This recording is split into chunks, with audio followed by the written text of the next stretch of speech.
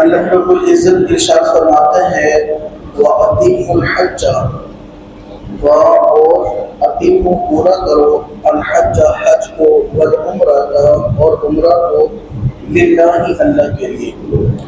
فَإِنْ أُحْصِرْتُمْ بس اگر تمہیں روکا جائے فَمَا اسْتَيْسَرَ مِنَ الْهَدْيِ تو تمہیں جو میسر آئے اس میں سے قربانی کرو۔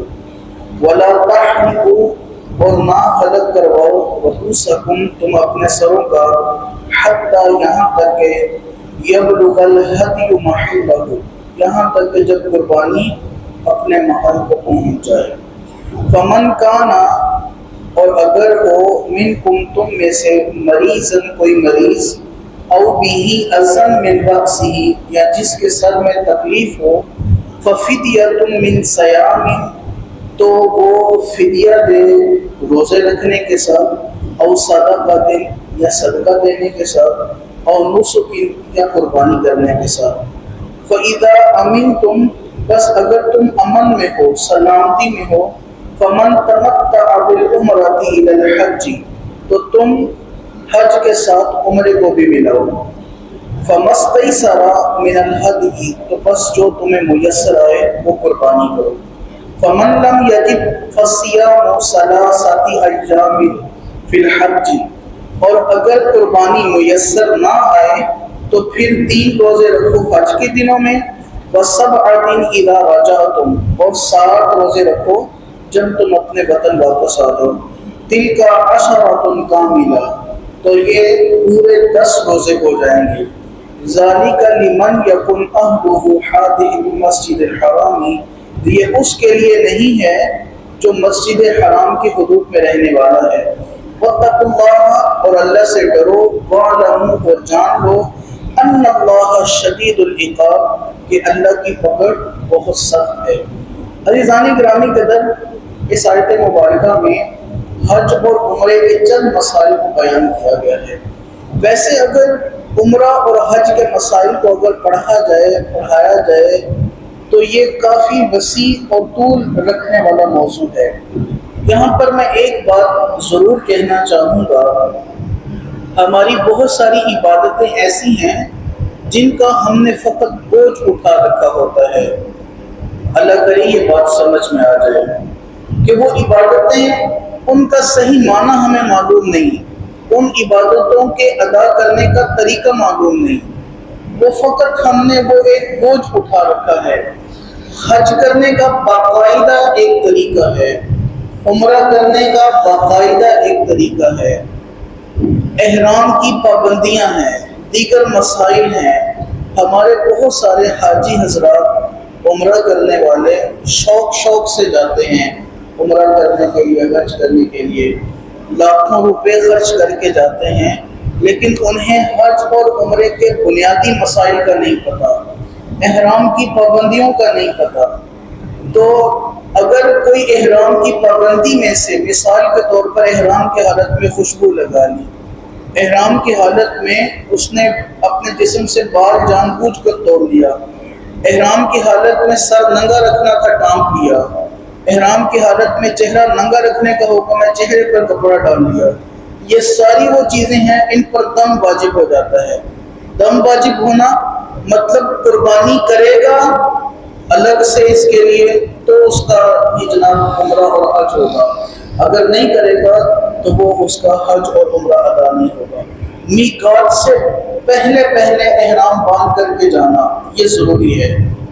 اگر کسی صاحب نے میقات سے باہر احرام نہیں باندھا، حدود حرم میں چلا گیا، وہاں سے احرام باندھ کر گیا، حج اور عمرہ کر لیا، تو اس پر بھی دم واجب ہے۔ دم نہیں دے گا تو اس کا نہ حج ہوگا نہ عمرہ ہوگا۔ تو حاجی حضرات جو ہیں، اور یہ بڑی قسمہ پرسی ہے معذرت کے ساتھ، ہماری مساجد میں ہمارے علماء کرام وہ بھی اس بات کی طرف جو ہے وہ ترویج و اشاعت نہیں رکھتے کہ عمرہ اور حج کی ادائیگی کے جو معاملات بتائے جائیں۔ یہ بہت ضروری معاملات ہیں کہ جب بھی کوئی صاحب عمرہ کی ادائیگی کے لیے جائے، کوئی حاجی حج کے لیے جائے، تو وہ چند ضروری مسائل جو اپنے متعلقہ امام صاحب ہیں بار بار ان سے ڈسکس کرے، بار بار ان سے پوچھیں تاکہ کم از کم ہمارا سفر رائگاں نہ جائے۔ یاد رکھیے میں یہ نہیں کہتا کہ یہ سفر جو ہے وہ فضول ہوگا، اللہ کی ذات ہے قبول کرنے والی، لیکن اللہ رب العزت نے ہر چیز کا ایک طریقہ بیان کیا ہے، ہر عبادت کو کرنے کا اللہ رب العزت نے ایک کرائیٹیریا بیان کیا ہے، ایک حدود بندی ہے۔ جب تک انسان اس پر پورا نہیں اترے گا تو عبادت کا حق ادا نہیں ہوگا۔ تو یہ بڑا اس ماحول میں ہمارے ہاں یہ بہت زیادہ ظلم و زیادتی والا سلسلہ ہے کہ احباب حج اور عمرہ کی ادائیگی سے پہلے تمام مسائل سے آگاہی حاصل نہیں کرتے، اور پھر اکثر ہمارے ہاں تو ایسے ہوتا ہے کہ دیکھا دیکھی، وہ حج اور عمرے میں دیکھا دیکھی، جو ساتھ والا کر رہا ہے وہی میں بھی کر رہا ہوں، اور اس کا کوئی بنیادی مطلب نہیں پتا، بنیادی اصول نہیں پتا۔ تو یہ بہت ضروری ہے ہمارے علماء کرام بھی اس بات پر توجہ دیں، ہمارے دیگر جو ایجنسیاں ہیں لے کر جانے والی، وہ بھی پہلے ان صاحب سے پوچھیں بھائی آپ کو معاملات آتے ہیں، آپ کو عبادت کا طریقہ آتا ہے، آپ کو احرام کے مسائل کا پتہ ہے، آپ کو پتہ ہے عمرہ اور حج کے بنیادی چیزیں کیا ہیں، ان کے ارکان کیا ہیں، وہ ساری چیزیں پہلے بیان کی جائیں، پہلے بتائی جائیں، پہلے سکھائی جائیں، اور پھر یہ عبادت کا سارا معمول جو ہے وہ کیا جائے۔ اب اس آیت مبارکہ میں اللہ رب العزت نے کچھ بنیادی مسائل کو ذکر کیا ہے۔ پہلا کہ اللہ رب العزت نے فرمایا کہ حج اور عمرہ کرو خالص اللہ کے لیے، وَأَتِمُّ الْحَجَّ وَالْعُمْرَةَ لِلَّهِ، حج بھی اللہ کے لیے کرنا ہے، عمرہ بھی اللہ کے لیے کرنا ہے۔ یہ بات بھی سمجھنے والی ہے، اس لیے نہیں کرنا کہ تم سفر کاٹ کر آ جاؤ اور صرف یہ کہ اپنے نام کے ساتھ بڑا سارا حاجی لکھوا لو، اس لیے نہیں کرنا، خالص اللہ کے لیے کرنا ہے۔ پھر آگے فرمایا کہ اگر تمہیں روکا جائے، مطلب کوئی رکاوٹ آ جائے، کوئی ایسا سلسلہ ہو جائے، تو پھر ہدی کرو۔ ہدی مطلب اگر تم پر دم واجب ہو گیا ہے تو قربانی کرو۔ پھر اگلا مسئلہ بیان کیا گیا کہ اتنی دیر تک سر کے بال نہیں منڈوانے جتنی دیر تک قربانی جو ہے، جو قربانی کا جانور ہے وہ اپنی جگہ پر نہ پہنچ جائے، اپنے محل پر نہ پہنچ جائے۔ پھر اگلا مسئلہ بیان کیا کہ اگر کوئی مریض ہو جس کو سر کی بیماری ہو یا سر میں درد ہو یا کوئی ایسا سلسلہ ہو، فَفِدْيَةٌ، یا تو وہ فدیہ دیں، من صیام، یا پھر وہ روزے رکھے، او صدقۃ، یا وہ صدقہ دے، او نسک، یا پھر وہ قربانی کرے۔ پھر آگے فرمایا فَإِذَا أَمِنْتُمْ، اگر امن والا ہو، مطلب کسی قسم کا کوئی طبیعت میں خرابی نہ ہو، تو پھر فرمایا تمتع کرے، حج اور عمرہ کو اکٹھا ادا کرے۔ یاد رکھیے حج کی بنیادی 3 قسمیں ہیں، ایک حج افراد ہے، ایک حج تمتع ہے، ایک حج قران ہے۔ حج افراد مطلب ایک ہی احرام باندھا، حج کیا بس۔ حج تمتع یہ ہے کہ حج کے دنوں میں پہلے عمرے کا احرام باندھا، عمرہ کیا، اور پھر دوبارہ سے الگ سے حج کا احرام باندھا، حج کیا۔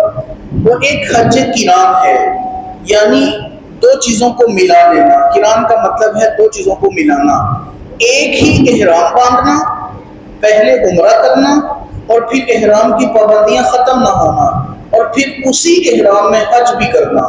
یہ حج قران ہے۔ یہ 3 قسمیں ہیں، ایک حج افراد، ایک حج تمتع، ایک حج قران۔ جو حدود حرم میں رہنے والا صاحب ہے، یعنی مکہ کے رہنے والا ہے، وہ صرف حج افراد کر سکتا ہے، نہ تمتع کر سکتا ہے، نہ قران کر سکتا ہے۔ یہ جو میقات سے باہر رہنے والے احباب ہیں، یہ دونوں حج کی سعادت حاصل کر سکتے ہیں۔ آگے اللہ رب العزت نے فرمایا کہ اگر طبیعت ٹھیک ہو، اگر بدن بوجھ اٹھا سکے، کوئی کسی قسم کا مضائقہ نہ ہو، تو فرمایا پھر عمرہ بھی کرو اور حج بھی کرو۔ اور پھر آگے اللہ رب العزت نے فرمایا اب جو ایک عمرہ ہے جس کو قران کہا جاتا ہے، یعنی ایک ہی احرام میں پہلے عمرہ کرنا اور پھر اس کے بعد حج کرنا، اس کے بعد ضروری ہے کہ وہ قربانی کرے۔ اگر وہ صاحب استطاعت ہے تو وہ اس کے لیے ضروری ہے کہ وہ حج قران کے بعد قربانی کرے۔ یہ قربانی عید کی نہیں ہے، یہ حج کی الگ سے قربانی ہے۔ یاد رکھیے قربانی کے واجب ہونے کے لیے مقیم ہونا شرط ہے، یعنی اپنے گھر میں ٹھہرے رہنا شرط ہے۔ اگر کوئی مسافر ہے تو اس پر قربانی واجب نہیں ہے۔ تو جو یہاں سے مکہ چلے گئے ہیں اور وہ مسافر ہیں، مسافروں پر قربانی نہیں ہے، ان پر جو قربانی وہاں پر کرنی ہے وہ حج کی قربانی ہے۔ اگر کوئی صاحب مکہ کا ہی رہنے والا ہے، وہ مسافر نہیں ہے، تو وہ دو قربانیاں کرے گا، ایک جو اس پر واجب ہے شرعی قربانی، ایک وہ، اور ایک حج کی جو قربانی ہے وہ کرے گا۔ یہاں پر اگر کوئی حج قران کرتا ہے تو اسے کہا گیا ہے وہ الگ سے قربانی کرے۔ پھر فرمایا کہ اگر وہ قربانی نہیں کر سکتا، صاحب استطاعت نہیں ہے، صاحب حیثیت نہیں ہے، تو پھر فرمایا کہ وہ 10 روزے رکھے، اور اس روزے رکھنے کی ترتیب کو بھی بیان کیا۔ 3 روزے رکھیں حج کے دنوں سے پہلے، یعنی 10 ذو الحجہ سے پہلے پہلے رکھ لے، وہ لگاتار رکھ لے، ایک دن چھوڑ کے ایک دن رکھ لے، لیکن ضروری ہے کہ وہ 3 روزے 10 ذو الحجہ سے پہلے پہلے رکھیں، اور باقی جو 7 روزے ہیں وہ جب اپنے وطن واپس پلٹ آئے، یعنی اپنے ملک اپنے گھر پر آ جائے، تو پھر 7 روزے وہ رکھ لے۔ ان میں بھی یہ نہیں ہے کہ وہ ریگولر رکھنے ہیں، وہ چاہے ایک ایک کر کے رکھ لے، ریگولر رکھ لے، تھوڑے ایک مہینے میں رکھ لے، پھر ایک مہینے میں، یہ اس کو اجازت ہے۔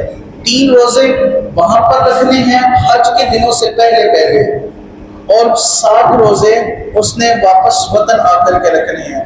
اگر کسی نے حج کے دنوں سے پہلے پہلے وہاں پر روزے نہیں رکھے اور اس نے حج قران کیا ہے، تو اس پر ضروری ہے، اس پر واجب ہے، وہ الگ سے حج قران کی قربانی بھی کرے گا۔ پھر اللہ رب العزت نے ارشاد فرمایا واتقوا اللہ، اللہ سے ڈرو، واعلموا، اور جان لو، ان اللہ شدید العقاب، بے شک اللہ کا عذاب بڑا سخت ہے۔ عزیزان گرامی قدر، اس آیت مبارکہ میں اللہ رب العزت نے حج اور عمرے کے چند مسائل کو بیان فرمایا، اور مسلمانوں کو اس بات پر توجہ دی ہے کہ مسائل کو سمجھنا بہت ضروری ہے۔ تو ہم دعا کرتے ہیں باری تعالیٰ کی بارگاہ میں، اللہ کرے یہ بات امت کو سمجھ آ جائے کہ بناوٹی طور پر عبادتیں نہ کی جائیں۔ معذرت کے ساتھ شاید کوئی میری بات سے متفق ہو کہ نہ ہو، ہمارے ہاں بناوٹی طور پر بڑی عبادتیں کی جاتی ہیں۔ اگر ہم انفرادی طور پر نماز پڑھ رہے ہوں تو ہمارے سجدے، ہمارے رکوع، ہمارے قیام مختصر سے ہوں گے، اور اگر کوئی چند احباب ہمیں دیکھنے والے ہوں تو سجدے میں بھی طول آ جاتا ہے، قیام بھی طول پکڑ جاتا ہے، رکوع بھی جناب تھوڑا لمبا ہو جاتا ہے۔ تو عبادتیں لوگوں کے لیے نہیں ہیں، عبادتیں تو اللہ کے لیے ہیں۔ تو یہ جو چیزیں ہیں ان کو سمجھنا بہت ضروری ہے۔ خالق کائنات اللہ عز و جل ہمیں صحیح معنوں میں قرآن مجید پڑھنے، پڑھ کر سمجھنے اور پھر سمجھ کر عمل کرنے کی بھی توفیق عطا فرمائے۔ آمین بجاہ طہ و یاسین۔